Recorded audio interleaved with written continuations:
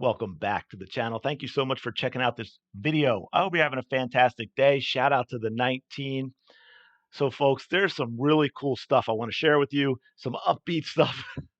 I know it hasn't been very upbeat the last few days with so much crazy going on in the WNBA, but this is an interview done a little while ago with Allison Barber, who's president and COO of the Indiana Fever. And this was at the Economic Forum in DC. So they talked about a bunch of different things. But of course, they had to talk about Caitlin Clark and the current state of the WNBA and so forth. And she shared some really interesting things. Now, one's going to be the big headlines that we're going to get into, which I believe is the first clip. I hope I have these in order. It's the first clip that brought up that I thought was absolutely fascinating. So I want to play this one first, if I'm not mistaken. I hope, and we're gonna listen to this, and then we're gonna talk about this because this is pretty interesting stuff. And since it's off the record, here's all you need to know about Caitlin Clark. When we would go to away games, they always sold out. Unbelievable. So Atlanta would normally have 3,000, 4,000 people. Now they have 17,000 people, and they sold 1,000 standing room only tickets. So when we walked into the arena, people were on that third balcony looking down at the tops of our players' heads to watch. It's really hard to take in. After a few away games and all of the sellouts, Caitlin asked the WNBA if they would pay spot bonuses to the away team players. She said, wow. we're making all this new revenue, and I would like the away team to benefit from that. Could they get a spot bonus? So that's the heart of Caitlin Clark. I mean, that's a classy, amazing person. So, but it's absolutely. The answer was no, by the way, because it's a collective bargaining agreement, and the Players Association couldn't do it. But it is a little bit like the Michael Jordan effect, right? So, in other words, this has changed, to some degree, changing the economics of the sport in a really remarkable way. The people at Nike told me that the thing that Caitlin has done is also similar to what Tiger did, in that they brought new fans to the sport. Right. So Michael Jordan energized and became a role model for all the kids. Caitlin's got that. She's brought new fans to it. But she's even more than that, in that she's 22. So she came right out of college and hit, very successful. I mean, our start to our season was tough. I got emails all the time from people. You should fire your coach. You should fire your GM. You should, because we were on the road playing the best teams. It was really hard. And then one day I got an email from a fan that said, "You should be fired." Who's going to do that? No, I printed it. I'm like, oh my God, they think I'm relevant. Like, this is awesome.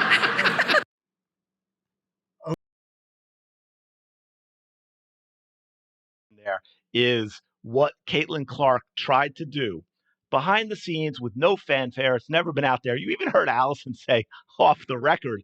I don't know if she realized that that was not going to be off the record because they were going to put this out there. But is Caitlin Clark went to the WNBA to try and make some money for the rest of the players because of the number of Fever fans that were showing up to games. Now, from day one, even before day one, right? There was, when she was getting out of college and they knew she was coming to the WNBA, there was a lot of negative talk about Caitlin Clark. So even before day one, she was being verbally attacked. And of course, we get into the season and she's being physically and verbally attacked. She was I think 17% of all the flagrant fouls in the league were on Caitlin Clark. They were attacking her fans. She was getting knocked down, hit in the head with nothing being called. People were talking about her privilege. I mean, not only did she have tanning privilege, but she had tall privilege. I don't know how a 6-foot guard in the WNBA had tall privilege, but hey, that came from, I believe, Sonny Hostin of The View, not the brightest bulb, who also talked about her pretty privilege at the same time that people are calling her a man. It's really interesting. I mean, they went after her for not speaking out against every single troll on the internet. They went after her for not solving racism and war and poverty and world hunger and all that. But while they're doing that, she's going to the WNBA to try and get them paid. What a shock that the league said no. And I'm sure that absolutely is, everything's in some type of contract somewhere, right? So, of course, but my guess is, if the WNBA wanted to get those players some extra money, they absolutely could get those players some extra money. And by the way, with everything that's going on in the league, and especially recently, also what I wanted to point out was the end of that. Allison Barber, that was fantastic. Shout out to you. Every player in the WNBA needs to sit down and be shown that last clip and how she reacted to and how she handled getting an email being told she should be fired. Because I promise you, that's how everyone else in every other professional sport besides the WNBA has existed, is what they've had to deal with. I guarantee you that every Philadelphia coach I know is getting that stuff all the time. The players are getting that stuff all the time. And Allison Barber just laughed it off. And I love that she goes, "Oh, they must think I'm relevant now." Do you get that, WNBA players? That is the way to handle stuff like that. Trolls, you just dismiss and you move on. You don't give them any fuel. You don't fan the flames. You just move on from it, just like Allison Barber did. But I've got a couple other clips here that I want to get into. I forget which one this is about, but I know I wanted to talk about it. So we're going to dig into this as well because I got a lot of other things I want to say about this because there's some really good stuff here that I think that people need to know. I think the league needs to know and maybe take some action on as well. So yeah, we're going to get this. She's answering a question from the audience about Caitlin Clark here.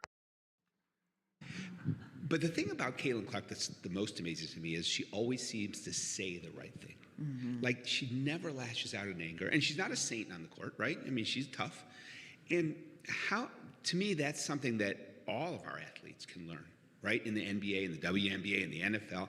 And how do you get that, spread that word? Like, how can you teach everyone that rising tide, that lifts all ships? Yeah. And that's my thought.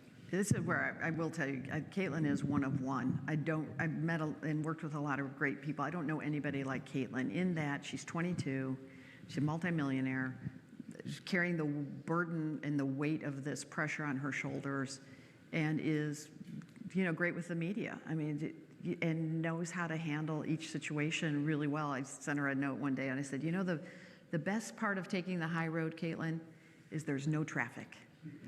And I think she just demonstrates that. And I think people will be inspired by that. They'll take it on if they choose to. They'll learn from it.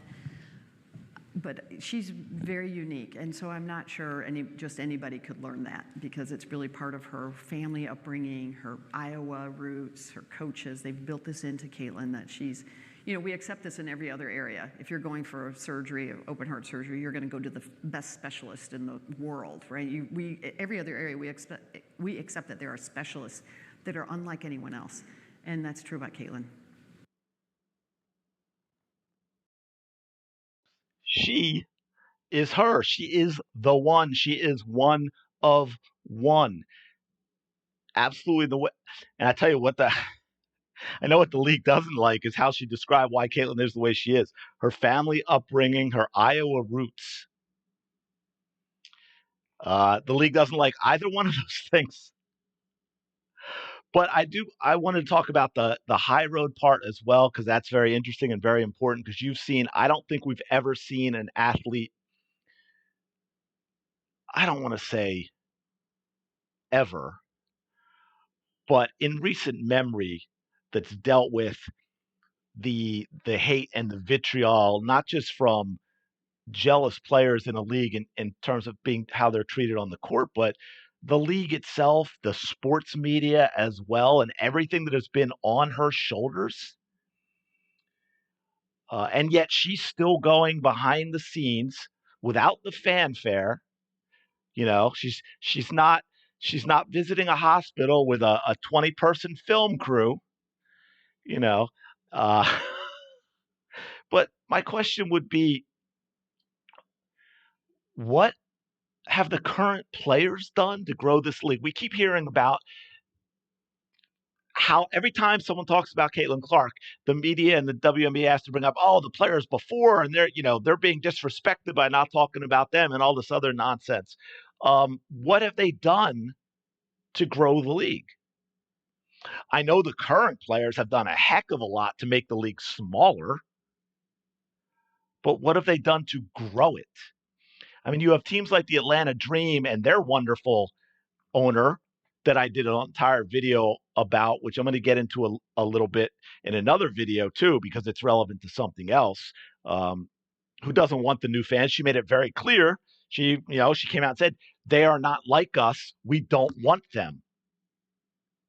But Atlanta seemed perfectly happy to go from their 3,000 seat arena, the 3,000 fans they draw, to a bigger arena when the Fever showed up so they could play in front of 17,000 fans. Right? The Mystics did the same thing from their 4,000 seat arena to 20,000. Angel Reese can't sell out a 9,000 seat arena. Even the Las Vegas Aces, who we keep being told sell out everything, moved to a bigger arena when Caitlin Clark came around. Asia Wilson said Clark is popular simply because of her skin color. She didn't deserve a shoe. Of course, we know who actually sells out their merchandise, whether it's all-star jerseys or Wilson basketballs. Caitlin Clark's the first player to have a signature ball since Michael Jordan. Look at all the things Caitlin Clark has been through, whether it's the Kennedy Carter hit and Angel Reese jumping up and applauding it, DeJohn the Mustard Carrington and how she mocked Caitlin Clark, the dirty plays, the physical assault in the last game, all the racially charged lies and nonsense about Fever fans when she's actually literally reposting a troll called Dr. Philip Oliver Holes. Yeah, Dr. Philip Oliver Holes. Yes, remember that? I know I've mentioned that a few times now, but I still can't wrap my brain around that an adult, a professional athlete, would use a post by someone with that name to say how awful an entire fan base is. Look, no one in the league has had the pressure on her that Clark has. No one has faced the hate she has from players, media, old guard, the awful, hateful, low IQ WNBA fans, all 7 of them that existed before Caitlin Clark. While every other player in the WNBA is constantly up in their feels and doing nothing but causing, feeding, and reacting to drama, Caitlin goes along and does her thing. As Allison says, taking the high road, there's not a lot of traffic. I love that. That's a great saying. I don't know if she came up with that or did she say someone told her that, but that's very cool. And it's clear in the WNBA there's no other traffic. That's 100% for sure. But those players, they could learn something from this young 22-year-old woman. Caitlin Clark is a player parents can have their kids look up to and be okay with that. And there are very few in this day and age, athletes and entertainers, that you can say that about. Caitlin Clark is a grown-up. She is a role model. She's everything the WNBA has never been. She is showing them that she is the way. She is the future. They can get on board or they can get left behind.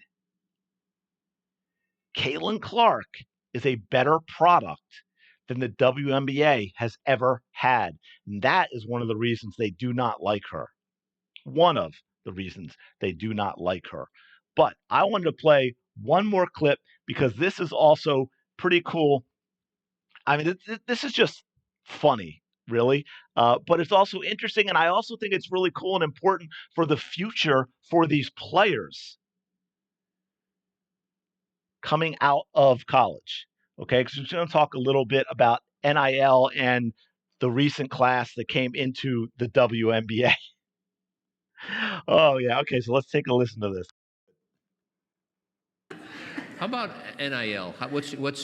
So as a team sort of front office, what do you think about that? And is it changing the sport, and how? And is it good? I'm a big fan of NIL. It's complicated like every good Sure. new thing is. So much of that was happening anyway without really protecting the players and their opportunity. But my favorite part, Larry, is the women who are coming out with these NIL deals, and they are significant and they're deserved. They deserve them. They're coming out now of college as business women. So some of our rookies, not just Caitlin, the rookies go to the league, they get drafted, the league puts contracts in front of them. You've probably heard this story, Sheila. The Players Association gives them a contract to sign. And they said, well, you have to sign this contract. And the players said, well, okay, we'll have our lawyers look at it. And the Players Association was like, no, you have to sign this if you want to play in the W. And these college graduates said, well, we'll sign it, but we need our lawyer to look at it. The league wasn't that happy about it. I loved it. Because through the NIL, these women are learning to be entrepreneurs and protect their own image and their right and negotiate for what they need. And so I think it's terrific. Yeah. And the college NIL deals now typically convert and they come with the player to become a sponsorship deal of the player. And so they're continue making that income. And do you see in Indiana, have you had a chance to see how that's going? In other words, do you see the business community stepping up? We do. Yeah, we do. And we're very fortunate. I mean, I just kind of accept the Caitlin moment with a lot of humility because it's just, you have to lose a lot to be here. And then you just have to be, in the right place at the right time. So we hold it very, gently that we're fortunate to have this moment. But what happened is we've spent 5 years calling companies, trying to get them to be a partner. And that inflection moment happens and people are calling us saying, how can we get on your jersey patch? And so it's, I've had the 5 years of that not being the case. My sponsorship people would sell a fever deal for $5,000. And I said to them, I don't even get out of bed for $5,000. Like, what are we doing here? Like, don't devalue the product. And they said, yeah, but people don't want to support it. I said, because you're teaching them they don't have to. And so we had some growth to do that got us ready for this moment. Yeah. But Caitlin makes me look smarter, more strategic, all the things. Like all of a sudden, it's even, like, wow. I would say, and she even makes really interesting stuff there. First, I thought it was really funny how she talked about how the Players Association reacted to the rookies that didn't want to just blindly sign the contract. The Players Association is supposed to be looking out for the players. And from everything I've seen from the WNBA, I don't believe that's actually the case. They seem kind of to be part of, again, the whole old guard of the WNBA. So I think that's fantastic that these players come into it now looking out for themselves in that way and not just blindly signing something that could be detrimental for them, even though they're saying, well, you can't play in the league if you don't sign this. It kind of reminds me to the stories you used to hear, and maybe they're still out there, although things have changed with technology in terms of how being independent and all that. But, back in the days, like the 60s, 70s, 80s, how they would talk about record deals and how so many bands or artists got completely screwed over with the record deals that they would sign because they signed everything away basically to be able to have that record, that album, their music be put out. Now, and also I want to, again, Allison gets it and the way she talked about uh, the humility of what Caitlin Clark brings and the opportunities that brings the Fever and the WNBA, and how she talked about, Caitlin makes her look smarter and all of that. If the entire WNBA embraced this stuff like that, this season could have gone so much differently and so much better for the WNBA. Now, the one little thing I have a little bit of an issue with at Allison there is when she talked about, the $5,000 deals. Now, there's no context, so I don't know like what that $5,000 was for. So you can't really comment on that. But then she talked about, well, they're not willing to pay more because you're devaluing the product and showing them they don't have to support it. Well, here's the thing though, they don't have to support it, right? That goes back to what we talked about with the product, that you can say all of these other things about this and that and then the culture and blah, blah, blah. But ultimately, it comes down to the product. Do people want to take their limited entertainment hours, their limited entertainment time, and their limited entertainment money with all of those options out there? Do they want to choose to put those two limited things into the WNBA? There has to be a product that they value enough over other options in order to do so. And that product has not been there. And again, that goes back to the key of Caitlin Clark's popularity is she's done things as a female basketball player that you may get upset to hear this, but the fact is no other player has ever been doing. She is exciting and entertaining to watch in a way that the women's game has not been to enough people to make the WNBA relevant and profitable. That has been the whole issue. The product has not been good enough. The product has not been good enough. And now with Caitlin Clark, and you've got some others coming out of college that play a little differently, and you have the young women, young girls that have been watching Caitlin Clark that now want to go out and play like Caitlin Clark. Wait 5, 10, 15 years, you may see a whole bunch of players playing a similar style, and then that's when the game really, really changes. You think it's changed now? Wait till a decade from now when, the entire first round, excuse me, the entire first round of players play like Caitlin Clark, where you have a league of high IQ players that can shoot from anywhere, that can score off the dribble, that have the athleticism and the build of a Temi Bentley and a Lexi Hull, instead of just being good in the WNBA. Because again, I'm sorry to say this, and I don't mean this to sound mean, but a lot of what it takes to be good in the WNBA is not skill, but just having the big body. It's having a big body and being physical. And no one found it entertaining to watch. And now you're seeing skill. You're seeing skill come out of school, out of college with Caitlin Clark. You're seeing, because of Caitlin Clark, you're seeing some other players with some athleticism and some good footwork, like a Kelsey Mitchell and like a Lexi Hall and like a Temi Bentley and like an Aaliyah Boston, that are being able to showcase basketball more by playing with Caitlin Clark, that they would not have been showing without Caitlin Clark. So, but anyway, I'm gonna leave it there. I just got a lot longer than I was counting on, but I just thought Allison Barber had some really, really interesting things to say, had some interesting insights, and of course, shared something that I found fascinating that had not been talked about. And that's what Caitlin Clark was trying to do behind the scenes for the rest of these players who are trying to destroy her. It's kind of interesting. But let me know your thoughts in the comments below. Thanks so much for checking out this video. I really do appreciate it. Don't forget to like, comment, and subscribe. And I will talk to you later.